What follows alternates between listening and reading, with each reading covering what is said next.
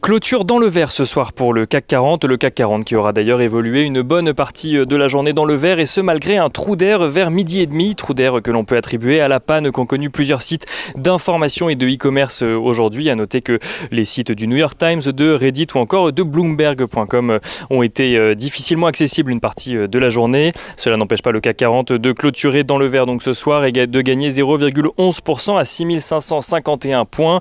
On note d'ailleurs que le CAC 40 est allé chercher deux fois durant la séance des niveaux au-dessus de 6570 points.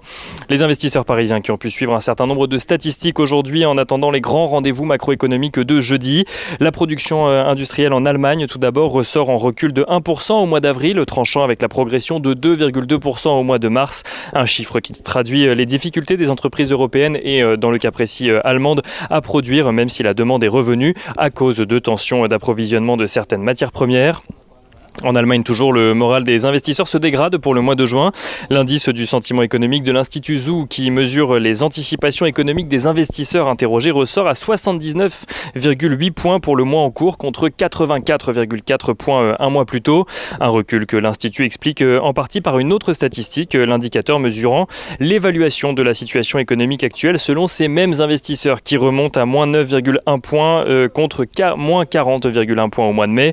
Une baisse donc des anticipations qui s'expliquerait selon l'Institut par un niveau déjà élevé de la perception de la situation économique actuelle. En zone euro, la deuxième estimation du PIB au premier trimestre fait ressortir une contraction de l'économie finalement deux fois inférieure à la première estimation qui avait été faite. Le PIB de la zone euro recule finalement de 0,3% sur les 3 premiers mois de l'année par rapport au trimestre précédent et de 1,3% sur un an, contre un recul anticipé donc lors de la dernière estimation de 0,6% et de 1,8%.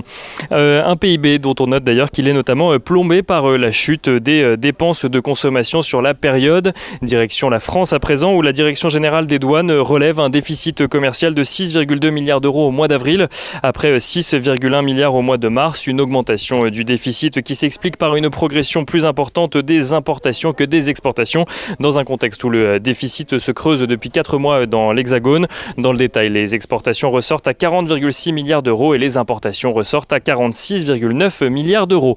Aux États-Unis, le déficit commercial au mois d'avril s'établit à 68,9 milliards de dollars, soit à peu près en phase avec les attentes du consensus et surtout en recul par rapport au mois dernier où le déficit s'était creusé jusqu'à 75 milliards de dollars. Une amélioration de 8,2% sur un mois permise par une augmentation de 1,1% des exportations et une diminution des importations des États-Unis.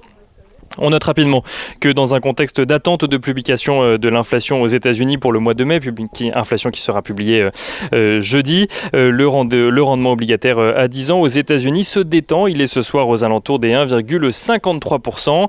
Et si on regarde ce qui se passe du côté des valeurs ce soir à la Bourse de Paris, on note que le secteur automobile est en panne aujourd'hui après une progression de 6 séances de l'indice Stoxx 600, le Stoxx 600 automobile, le Stoxx 600 automobile qui perd aujourd'hui 1,04%.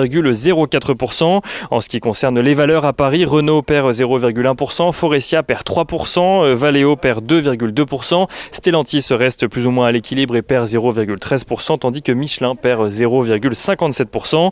Les pénuries de pièces et notamment de semi-conducteurs pèsent sur l'activité des équipementiers notamment, alors qu'il est attendu que la situation ne revienne pas à la normale avant le second semestre, voire la fin de l'année.